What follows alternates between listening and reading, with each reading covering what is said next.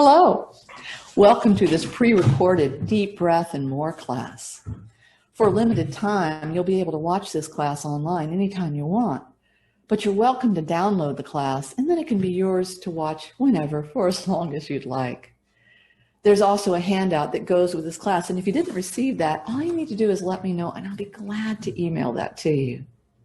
Now, you don't need that handout in order to be able to enjoy this class, but it's nice to have it so you can refer back to that, and maybe it'll stimulate some questions or some ideas, and you're welcome to ask me those questions or let me know your ideas. Now, I like to begin each class with a quote that talks about breathing. And for today's quote, we're coming from a Sanskrit proverb. It says, "For breath is life. So if you breathe well, you will live long on earth." Now, that's a nice saying. And it might be true. But one thing I know for sure is if we breathe well, we will live well. Because enhancing our breathing is enhancing our oxygenation of our body. Our body brings in this air, and our lungs allow oxygen to cross over to our cells, and then our blood cells will take that to every cell in our body. But that's not the end of respiration. Respiration happens when the cells take that oxygen and a molecule of glucose, and they combine it together and produce the energy, adenosine triphosphate, the energy that runs the cell. So when we enhance our oxygen supply, we're enhancing one of the components that provides us with energy. Now, this is one of the studies of pranayama, the yogic study of breathing, always talking about breath being energy, and that's very true. It's at least one half of what we need to create energy. And it's something we have control over. We breathe, whether we're conscious or not, but we can breathe consciously, inviting our respiratory muscles to engage and inviting our lung to pull in more oxygen and expand to a greater extent. So this is what we work on when we do breathing practices, and that's what we're going to be working on in today's class, enhancing our ability to breathe deeply. We won't just do that, though. We're also going to have a nice, gentle yoga experience, and at the end of the class, I'll guide you through a meditation. So to start with, let's talk about breathing and practicing deep breathing. It's something that works very well when we do it persistently. It doesn't have to be for a very long period of time. Just a couple of minutes each day would be enough to enhance your breathing ability. The next time you practice, you would then be more capable, and then would add up. And maybe you would spend longer than 2 minutes. I don't advise you limiting yourself, but don't feel that you have to devote an extreme amount of time to your breathing practice, especially at first. It is enough to do just a couple of minutes, but try and do it every single day. Now, the position, the posture that we should be in for breathing is one where we're comfortable. You can sit in a chair like I'm sitting, or if you prefer, you can recline back in a recliner or on a couch or in the bed. You don't have to remain on your back. You could be on your side or even on your stomach. Some breathing techniques involve being on the stomach. We find that that opens up the back of the chest more, allowing for deeper breath.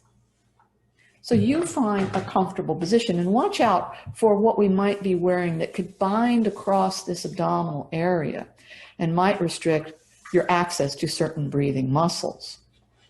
Now, often when we breathe deeply, we want to engage our muscle areas, and in today's class, we're going to be breathing using a technique that is called a prolonged breath, prolonging the exhale, prolonging the inhale. But before we do that, let's talk about the breath itself. What breath will we be prolonging? And generally, when we're creating these breathing techniques, this pranayama, we want to be using a deep breath, especially one that focuses on breathing in to the diaphragm muscle. Now, a lot of us think of the diaphragm muscle, and it's been described to us as the belly breath, that when we inhale, we expand the belly. But the diaphragm muscle doesn't just exist here in the front. It's in the front, the sides, and the back. In fact, it attaches to the bottom of the rib cage, but it has a dome-like shape up nearer to the lungs. When the diaphragm muscle contracts, its contraction moves so that the muscle moves toward the navel. And this pulls the air into the lungs. And the movement isn't small. The movement could be as much as 10 centimeters in the direction of the navel. So that's going to pull a lot of air in the lungs, but not just here in the front, also the sides and the back. And that's why I equate it as if an elevator is moving from this area of the lung in the direction of the navel, front, sides, and back. When we exhale, the muscle relaxes and resumes its dome shape, and that helps us expel the used air out of our body. So for right now, let's practice a few of these deep diaphragm breaths so we'll be ready for more breathing practice. So be in that comfortable position that you'd like to be in. And for the next couple of minutes, we're going to do a breathing technique of the diaphragm or belly breath. So get comfortable, relax, and exhale completely. And on your next inhale, breathe in.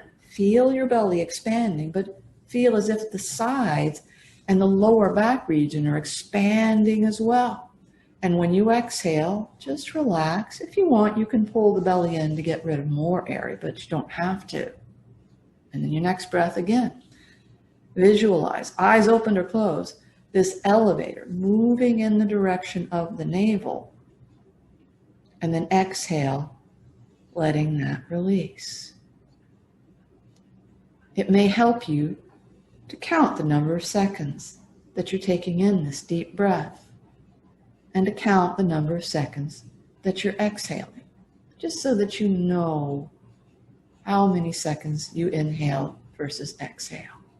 Let's continue on for a few more minutes, just breathing deeply. Deep inhales, slow exhales. This is your pacing. Your breath is as long or as short as it happens to be right now.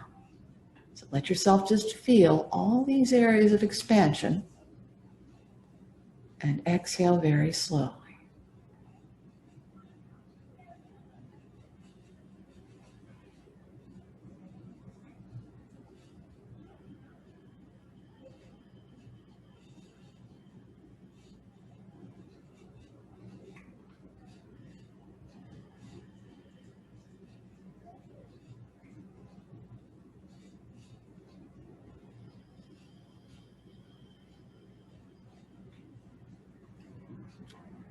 Let's do this with another 2 deep breaths.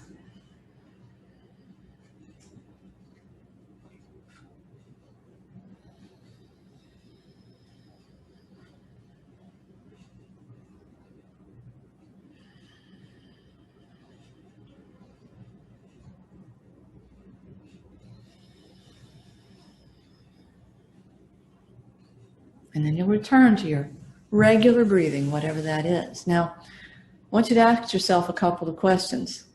How long did it take you to inhale versus your exhale? And for many people, it's about the same duration. It could be, it's probably more than 3 seconds, but maybe 5, 6, 10 seconds. We're trying for deep breaths, but it is what we're used to at first. As I said, if it turned out that your exhale was shorter than your inhale, or your inhale shorter than your exhale, that's just something to notice right now. But this is the type of breathing that we're going to use as we go into our breathing practice that's going to focus us on prolonging our breath. Now, it's important to understand that the prolonged breath doesn't mean that we're ever left gasping for the next breath of air. What we're really doing is slowing down the way that we either breathe in or breathe out. It depends on the practice that we're using. And these are traditional pranayama practices. To prolong the exhale is anuloma pranayama. To prolong the inhale is pratiloma pranayama. And these are classic actions, and they're fairly easy to do for us. And so I don't think you'll have much difficulty with them, but I want you to feel comfortable, because when we begin to breathe deeply, if we haven't been practicing, it can be unusual. And if you start to feel lightheaded, if you get a tingling sensation in the mouth area, you might be hyperventilating a little bit. And all you need to do is just go back to your regular breathing. Just slow things down, relax, and you'll be just fine. Now, for this first action, we're going to be doing a prolonged exhale. So you'll be breathing in very slowly and deeply, and then you'll be breathing out, prolonging the breath.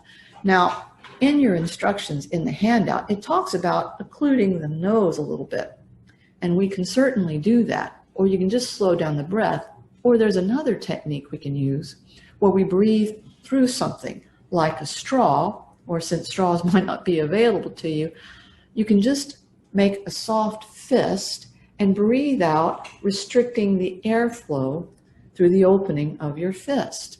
Let's try that for just a moment and see if that's something that's comfortable to you. So take your normal breath in, but then just hold your thumb side of the fist toward your mouth and breathe through that area.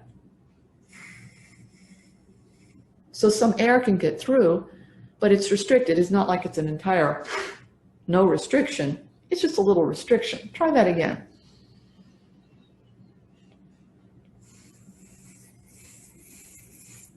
You can by cutting it off or letting it go. In other words, it's helping regulate the breath. Now, you don't have to use this technique, but if you're not sure what it is to prolong a breath, this can help slow things down for you. So having a physical object like your fist to slow it down, or that straw, could help you. All right, so let's practice for the next few minutes this Anuloma Pranayama, this prolonged exhale. Get comfortable. Make sure you're in the best position for right now. And first, just return to that deep inhale and deep exhale. No prolonging yet. Now, just count the number of seconds for the inhale and count the number of seconds for your exhale, just so that you know what you're starting with. And after your next deep inhale breath, let's slow down. Let's prolong that exhale.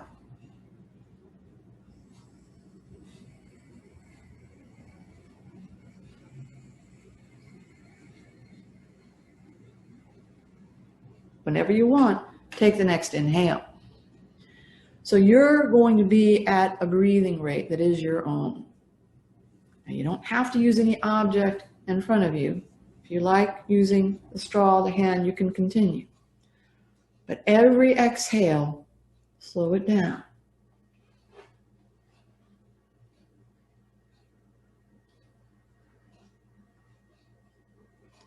Don't leave yourself feeling like you're gasping.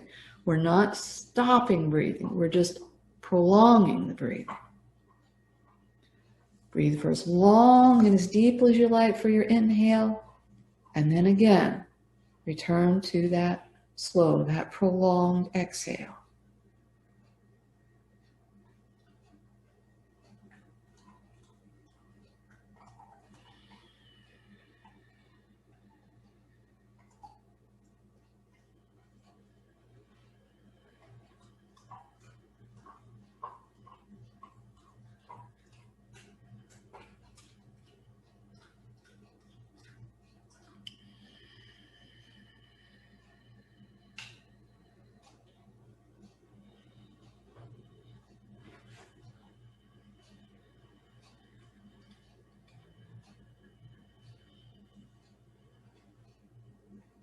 Let's do this with 2 more breaths.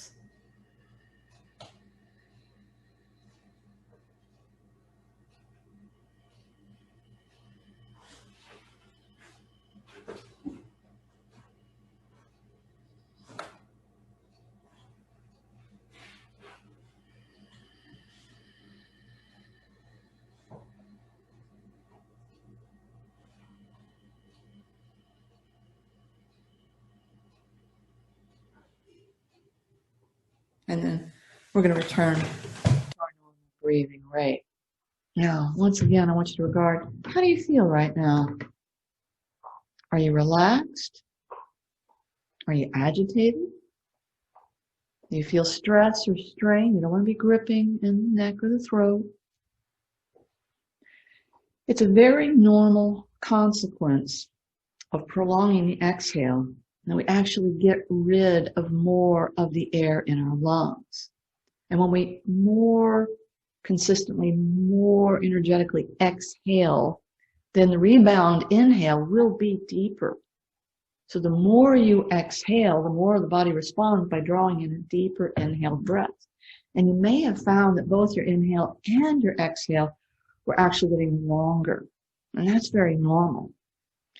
If you feel stress or strain, if you feel lightheaded or anything else, just use this time in between our breathing techniques just to go back to your regular breathing.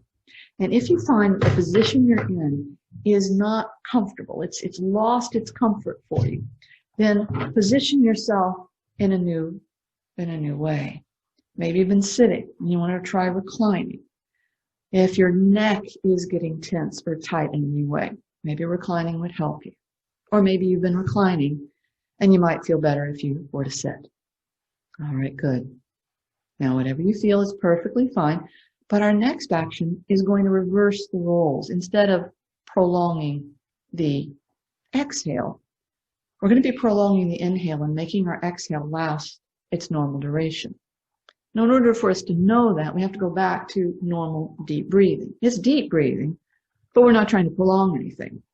So for the next couple of breaths right now, just inhale and exhale normally, not prolonging anything.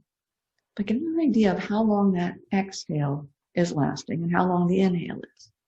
So count that number of seconds. And so we notice. And after your next exhale, I want you to slow down the inhale. Just breathe in. If you want, you can breathe in through your fist. But it's best to breathe in through the nose. Just slow it down. And when you exhale your normal amount. Now again, if you find trouble that you're not slowing down the breath, you can ever so slightly and lightly occlude the nose so that you're not able to breathe in as quickly. But try this for the next couple of minutes. Let's inhale very slowly, but exhale our normal rate.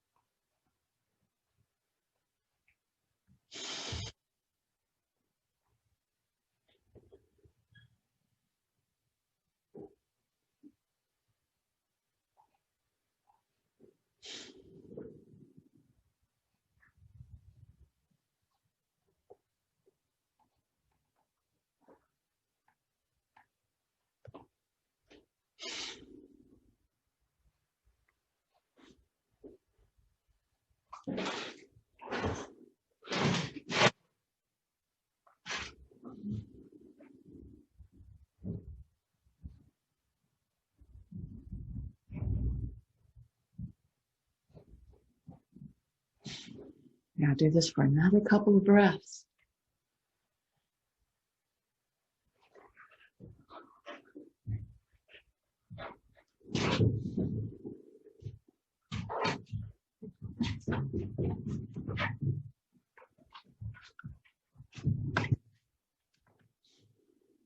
And is returning to our normal breathing pattern.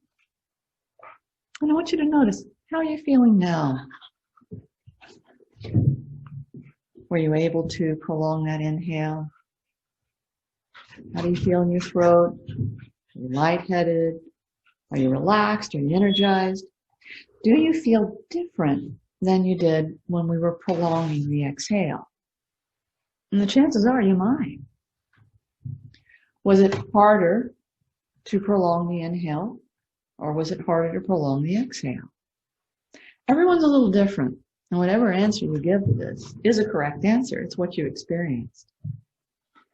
Now, prolonging the breath means that we have to slow it down.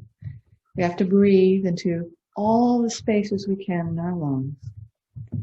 And we're going to use another technique here for a couple of minutes. It's going to be prolonging the exhale once again, but we're going to use a method of counting. I think it helps us understand what we're doing because it keeps our mind focused. Now, you may have been counting all along, and that's fine. But I want you to concentrate on this counting method of exhale with the idea that we can relax enough that we can slow that exhaled breath down so it's at least going to last a couple of seconds longer than the inhale. But if we can relax enough and feel comfortable enough, we may be able to prolong the exhale so it becomes nearly double the duration of the inhale. Now, it's okay if we don't experience that kind of increase. We just want to see, can we, any seconds at all, make that exhale last longer? But we'll know just by doing it. So once again, find a comfortable position. Start your deep breathing. I want you to breathe deeply during the inhale too. We're just going to slow the breath down and we use the counting method. So after you exhale, on your next inhale, count the number of seconds it's taking to breathe in. Whatever it is, then count the number of seconds it's taking for you to breathe out, and breathe out slowly. See if you can add a second or two on. And then just keep going, never gasping for air. But can you slow things down? Can you relax enough to prolong that exhale even more? Let's go forward for a couple minutes.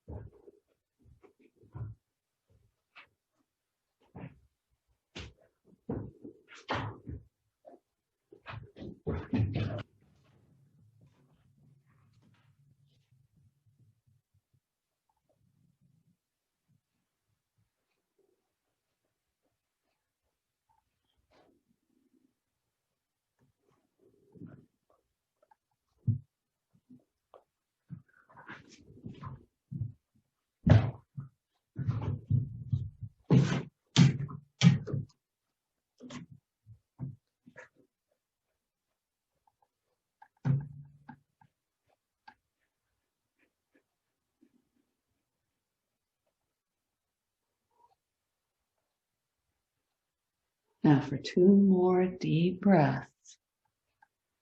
Count the seconds of your inhale. And then count the seconds of that prolonged exhale. Let's see how long you can exhale.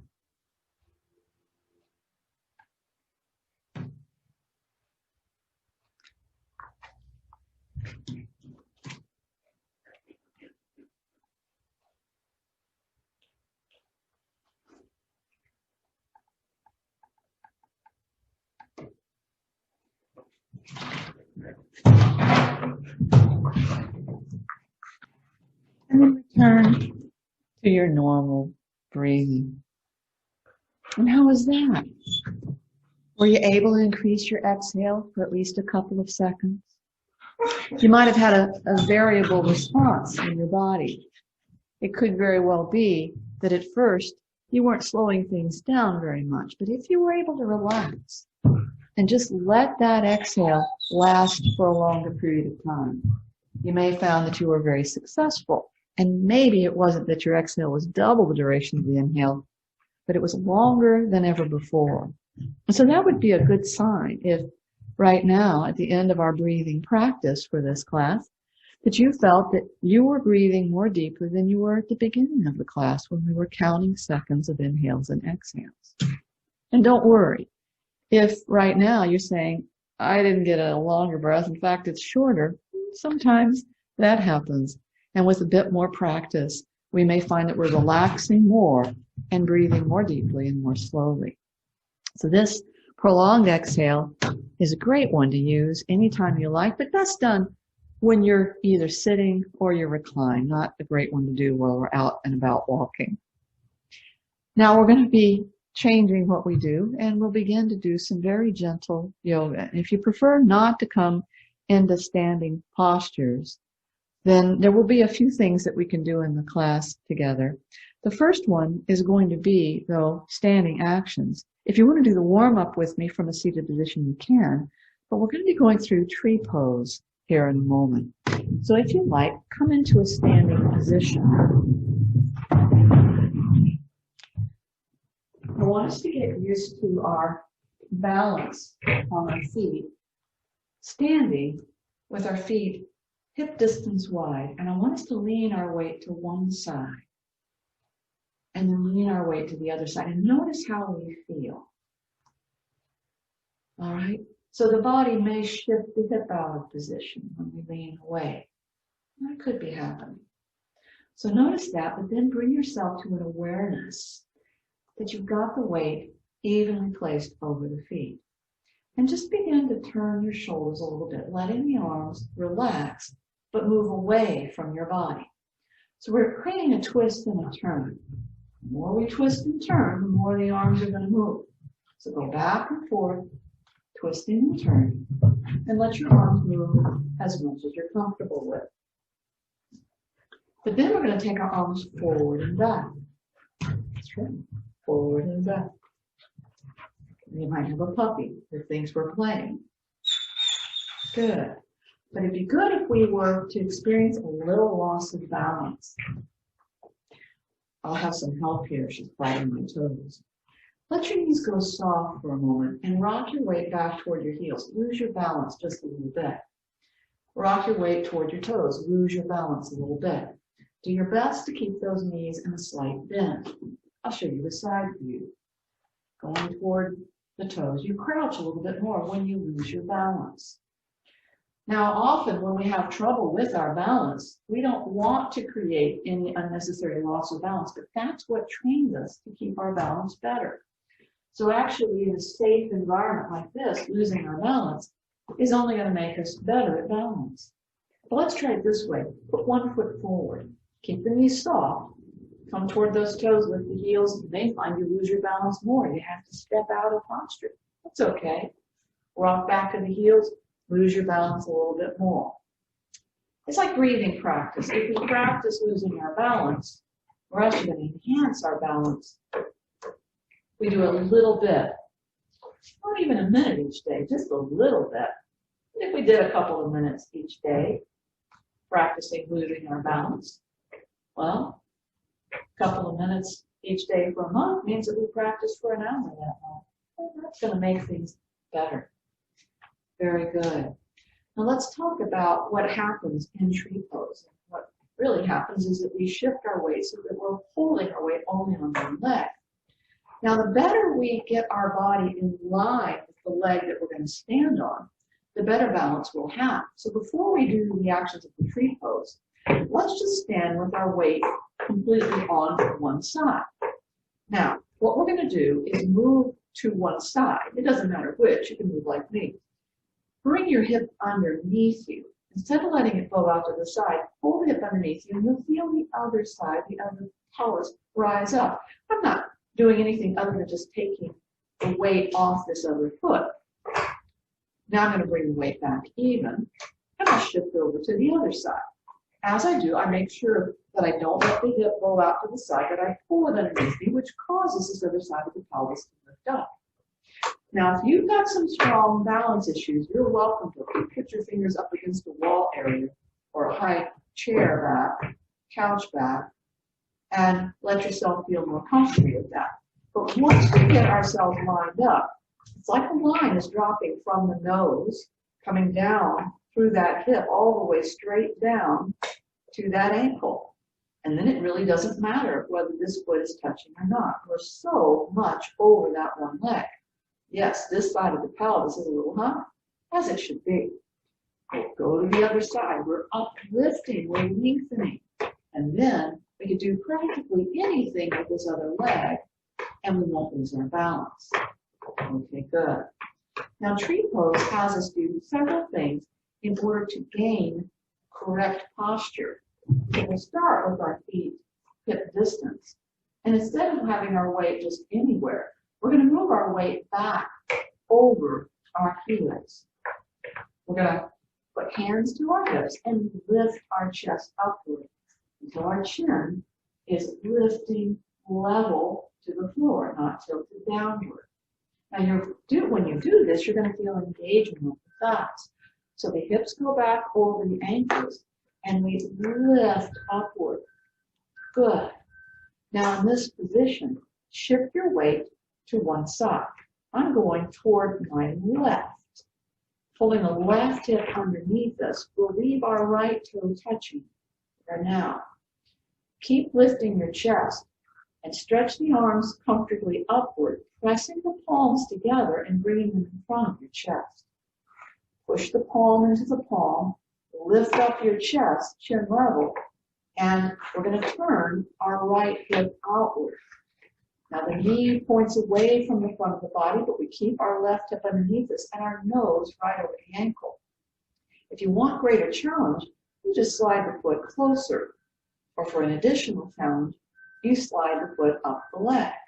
We're still standing with our nose over the ankle, breathing in and out, chest up, shoulders down, chin level, and then we can step to the side. Now for many people, lifting that foot upward isn't going to be possible for a while, so we don't have to do that. Let's again do side two, but we've got to find that posture. So hands go to the hips, feet hip distance wide. Hips back over the ankles, chest lifting, shoulders down, chin level. Now we're shifting weight to the right side, pulling the right hip beneath us until our nose lines up over the ankle. We're going to leave the left toes where they are for now. Keep the chest up lifted, and then take the arms comfortably high, palms pressing together. We bring them back in front of us. Push the palms into each other. The chest stays up, the shoulders down, and our nose stays over the ankle. And then tree pose is just the turnout of that left hip. It could be a wide-based tree. Your first challenge would be just this. If that becomes easy, then the foot coming closer. Or if that becomes easy, the foot traveling up the leg. But remember, all of these positions are tree pose. Choose the one that's most comfortable. Chest up, shoulders down, chin level. Take a deep breath. And then exhale, we just step out. Let's do it again. I'll turn my back to you so you can see it and work this with me as we do left and right side. So we stand with our feet hip distance, hips back over the ankles, lifting the chest, pulling the shoulders gently back and down. Chin stays low, hands to our hips. We're going to shift the weight to the left. We're pulling the left hip beneath us. Right side of the pelvis is raising upward. Keep the right foot where it is for now. Continue to lift the chest to stretch the arms comfortably up and palms press and come back in front of the chest. The chest is up, the shoulders are down, the chin is level. You turn the right hip outward. You can stay nose over that left ankle. The right foot could stay out, come in, travel up the leg, but let's put ourselves in the position that's most possible. Left hip beneath us, chest up, chin level, palms pressing. Deep inhale. And then exhale, we step to the right to come out. Now we find our posture again. Hips back over the ankle. Lifting the chest, shoulders back and down, chin level, hands to the hips. We're shifting to the right side. Pulling the right hip beneath us so the nose is over the ankle. The left foot's going to stay where it is for now. Lift up to the chest and take the arms up. Palms pressing, they come back in front of the chest. Chest up, shoulders down, chin level. The tree pose is the turnout of the left hip. You keep the wide base, bring it in closer, or up the leg. So whatever position you like, right hip beneath you, chest up, shoulders down, palms pressing, chin level. Deep inhale. And then exhale, we step to the left to come out. And so this action, this tree pose, is great for enhancing our balance, our comfort level with that balance. And the next thing we're going to do is you're going to work with our shoulder area. Now, this is a cross body stretch. And if you're going to use a chair, the best thing to do is to sit somewhat forward of the chair so the arms will not conflict with the chair itself. And when we sit, we're going to sit with good posture. Now in this action, we're going to create movements of the arms doing different things. So on one side, my right side, my palm is up. My left side, my palm is out.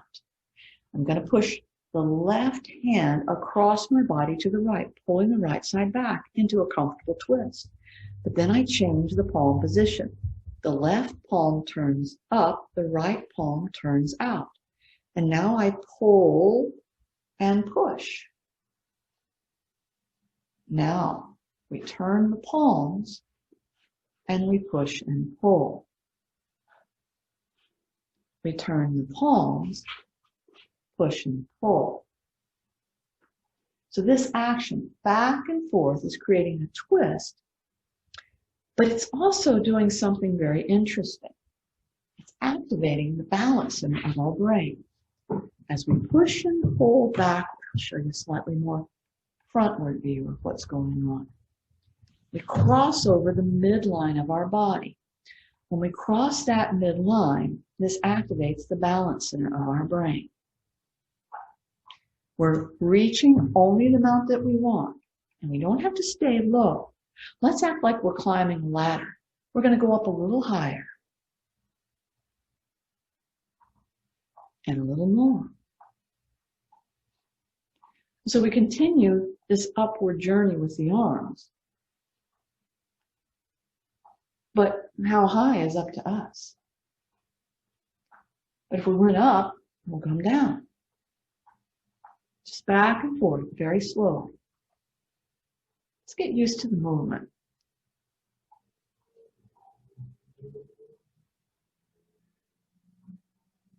This is a movement often found in actions like Tai Chi. So some of you might recognize it from that practice. Now let's combine this movement with some deep breaths. So we'll pull the hand back to the hip. We'll start with our hand here. Let's create an exhale.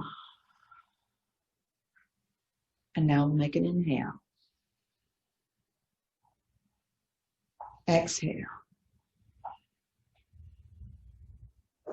Inhale. Back and forth with your breathing.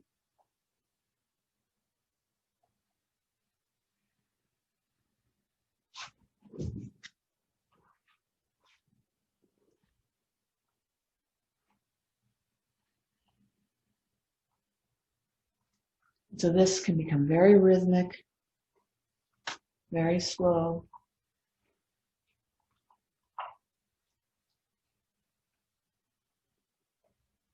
And after a while, our mind and body catch on to the action. Good. Nicely done. It's really nice for the shoulders for releasing tension. Very good. Now we're going to take a little action into our hips. And this is a stretch that's known as the piriformis muscle stretch. It's one that we do in a reclined position. But I wanted to show you a position, a posture of doing this if you're in a seated position. I'm going to take myself into the chair. I'll be backed up a little bit so you can see me better. And the action that we're after is a cross of one leg over the other. Now we're going to find out from the seated position just how much we can cross our legs. So what I've got is my legs separated out to the outside dimension of the hip. And this is my right leg. I'm just going to bring it and let it gently cross at my left ankle. Now that might be all your right hip can stand. You can have your hands behind you, elongate. But if it's comfortable, the leg could come up higher. I'd have to stretch this other leg out a little bit to support it. And if it's comfortable, it can come up even higher until potentially we could have the ankle cross at that left knee.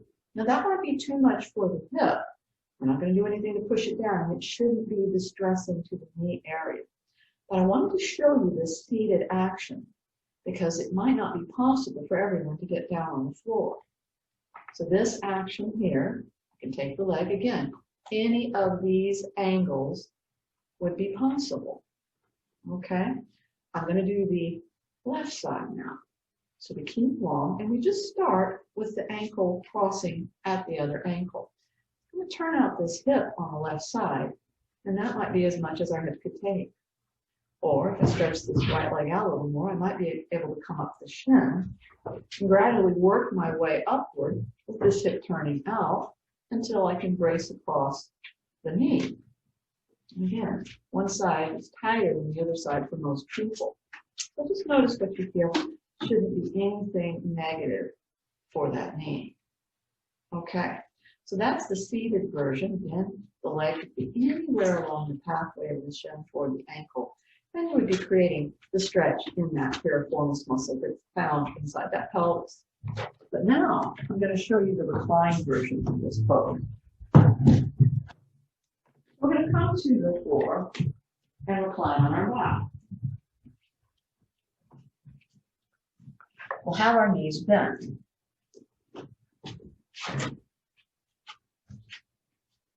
I'm going to have some help right here. Oh, yes, thank you for helping me. Okay, now, in this position, you want to be comfortable with your back flattening onto the floor. So practice for a moment. Let that back flatten. Come on, Cooper. There you go. And then once you have your back comfortably flat, okay, just a second. I need to let her. There we go. Get to see how well she's doing with her command. Lie down. There we go. Stay right there. Okay, now we're ready. With our feet separated about hip distance wide and the back flat, we're going to bring our right knee toward our chest and work to cross the right ankle at the left knee. Now at this moment, there's not a lot of stretch in the hip. The stretch occurs when we angle the right knee away. We don't want the pelvis to twist or turn. We just move the knee comfortably away. Now this is a very gentle stretch for the hip, so you may not feel a lot of intensity. There's a second part to this, but we just first want to have the knee moving away from the chest. The second part comes when we are comfortable enough to bring the legs towards us. We can take our hands to the back of the left leg to hold. And then we bring the leg down and uncross. We can do the other side. So we take the ankle and we cross it. Left knee toward the chest, ankle cross over the right leg. We move the left knee away from us, not by pushing, just by the muscle effect, and we don't let the pelvis twist or turn. This might be the most comfortable way to be in, But if you're looking for a greater stretch, then you could bring the legs toward you and hold behind the right leg. Don't create any greater stretch than what feels comfortable. Breathing deeply. And when you're ready, the legs come back down again. Then you want to cross them. So that is a fairly good stretch, but I wanted you to see it both in its reclining position, that you might have seen before, as well as the seated position. Let me go turn off that ringing bell, and we'll be ready to start with our meditative work.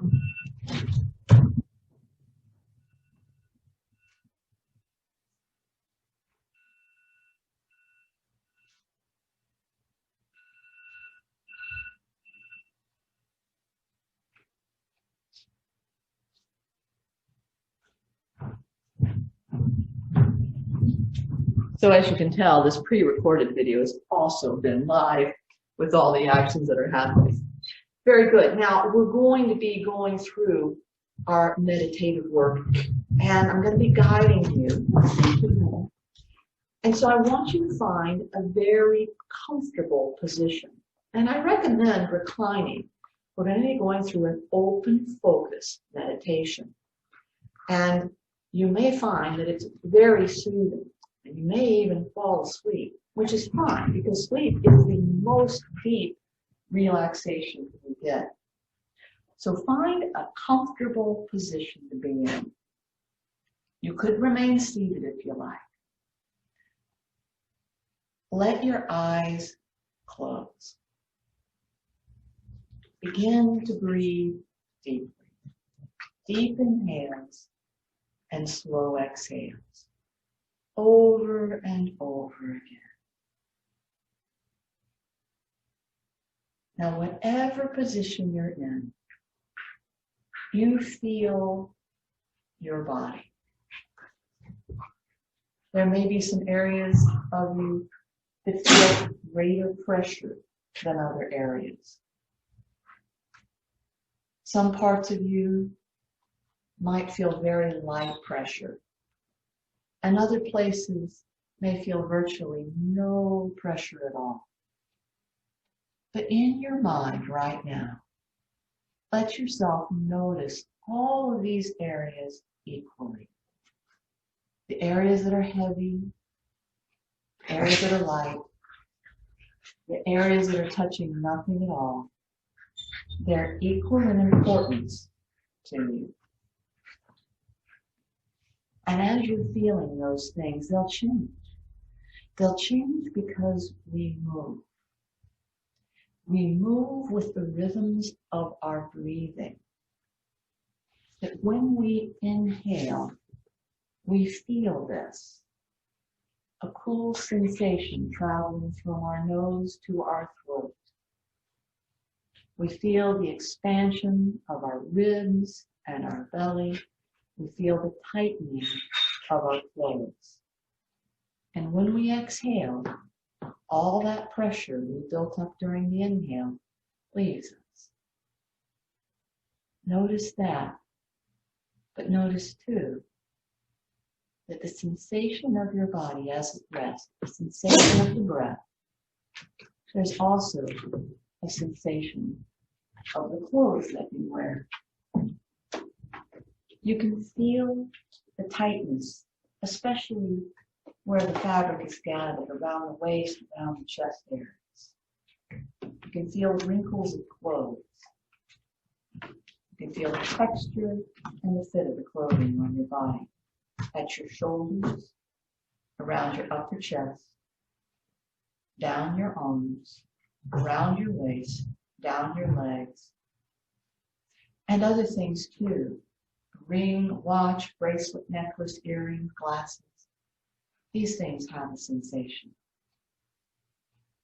Just notice what you feel and where you feel, making everything you feel equal. And as you continue to feel all these things, I want you to notice what you're hearing. All along you've been hearing my voice, but you've heard other sounds too. And in the environment that you're in, there are other sounds other than just what is coming from this video. You're going to hear noises inside your house and outside. The sounds of fans and motors, the sounds of people talking. All sorts of sounds are happening. Some are louder, some are softer. Some seem to be nearly constant, and others come and go. And every single one of these sounds is happening in a moment, and every moment's different. Just notice all the sounds you hear equally, so that every sound is equal to every other sound. Keep your breathing slow and deep. As you're noticing all these sounds, you'll notice that your mind has not stopped thinking. You are still having thoughts flitter across your mind. And these thoughts are just a part of having a brain. They're as normal as anything, and they're not going to stop. Let the thoughts be equal to the sounds and equal to the sensations that you're feeling, so that everything is equal in importance and as well equally unimportant. Because we're letting our body exist in the here and the now. Every moment different from every other moment. The sum total of things that we're hearing and feeling, just two of these senses, are numerous every moment and different from moment to moment. Let yourself just float on all of that as if you're suspended above yourself, observing what you're feeling, observing you listening, observing you thinking. Just let yourself be right here and right now, moment by moment. Deep inhales, slow exhales, just existing moment by moment.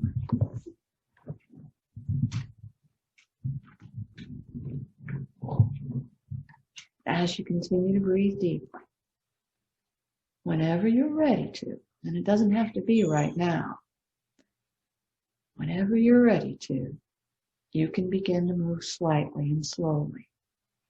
Whenever you're ready to, you can just slowly bring yourself to a little bit more movement until you feel like you'd like to stretch.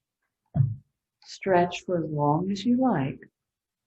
And then when you're ready, you can roll to your side and come up. And this is how I'd like to leave you for today, in a relaxed state. If you have any questions, you're welcome to contact me. I look forward to seeing you again in another live stream class. Thank you for being with me today. I look forward to seeing you again soon. Goodbye for now.